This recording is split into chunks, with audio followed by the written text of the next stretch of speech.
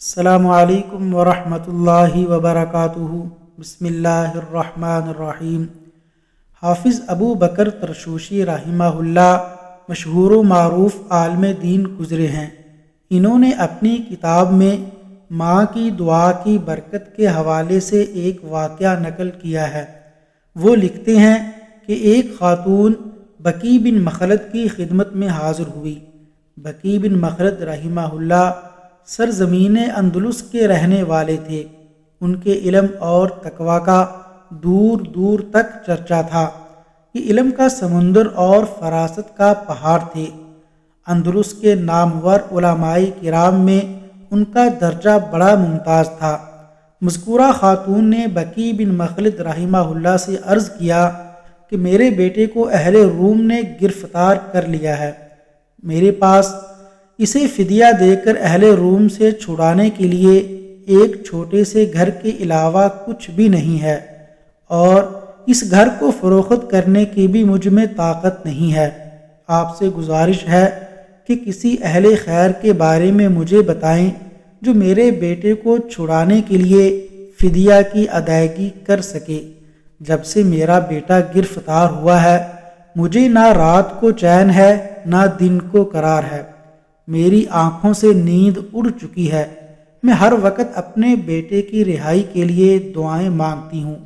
بکی بن مخلد رحمہ اللہ نے خاتون کی آہوازاری سن کر فرمایا، اس سلسلے میں مجھے کچھ سوچنے کی مہلت دو، انشاءاللہ تعالی جو بن پڑے گا ضرور کروں گا۔ اس کے بعد انہوں نے اپنا سر جھکا لیا اور اللہ تعالی سے دعائیں مانگنے لگے۔ ادھر والدہ بھی مسلسل دعائیں مانگ رہی ہے، اپنے رب سے آہوازاری کر رہی ہے، اور پھر والدہ کی دعائیں رنگ لاتی ہیں۔ چند دنوں کے بعد وہ خاتون دوبارہ بکی بن مخلد رحمہ اللہ کی خدمت میں حاضر ہوئی۔ ساتھ میں اس کا وہ بیٹا بھی تھا جسے رومیوں نے گرفتار کر لیا تھا۔ اس نے اپنے بیٹے سے کہا کہ بیٹا ذرا اپنی گرفتاری اور رہائی کی داستان شیخ صاحب کو سناؤ۔ وہ بتانے لگا، واقعہ یہ ہے کہ روم کے ایک شہزادے نے مجھے گرفتار کرایا تھا۔ میں اس کے قید خانے میں بند پڑا تھا۔ قیدیوں پر ایک آدمی مامور تھا جس کی ہر ادا ہمیں تکلیف دینے والی تھی۔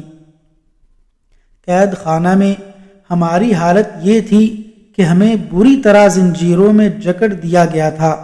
ہم اس کی ایذا رسانی سہتے، اس کی زبان درازی برداشت کرتے۔ ایک رات ہم قیدیوں سے انتہائی مشقت کا کام لیا گیا۔ جب ہم کام کر کے قید خانے میں واپس آئے تو اچانک میرے پاؤں کی زنجیر ٹوٹ کر زمین پر گر پڑی۔ زنجیر گرنے کا وقت وہی تھا جب اس کی والدہ اور شیخ بکی بن مخلد رحمہ اللہ نے دعا کے لیے ہاتھ اٹھایا تھا۔ نوجوان نے کلام کا سلسلہ جاری رکھتے ہوئے مزید بیان کیا، زنجیر گرتے ہی وہ آدمی جو قیدیوں کی نگرانی پر مامور تھا میری طرف متوجہ ہوا اور کھا جانے والی نظروں سے دیکھتے ہوئے بولا، تم نے زنجیر توڑ دی؟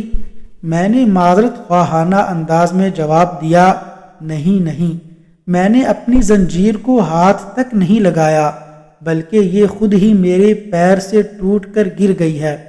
چنانچہ اسی وقت لوہار کو بلایا گیا اور زنجیر کی مرمت کروا کر میرے پاؤں میں پہنا دی گئی۔ ابھی چند قدم ہی چلا تھا کہ یکا یک زنجیر پھر ٹوٹ کر زمین پر گر پڑی۔ اتنی مضبوط زنجیر کا یکا یک ٹوٹ جانا بڑا تعجب خیز معاملہ تھا۔ سپاہیوں کو بڑی حیرت ہوئی، یہ معمولی واقعہ نہ تھا۔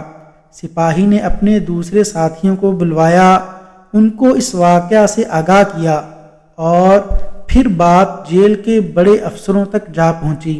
انہوں نے اپنی مذہبی پیشواؤں کو بلا کر سارا ماجرا سنایا۔ بڑا پوپ اپنے ساتھیوں کے ساتھ میرے پاس آیا۔ اس نے پوچھا، کیا تیری ماں زندہ ہے؟ میں نے اس بات میں جواب دیا۔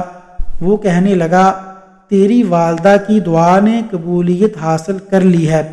جب اللہ تعالیٰ نے تجھے رہائی دے دی ہے تو پھر ہم کیوں کر تجھے پابند سلاسل رکھیں؟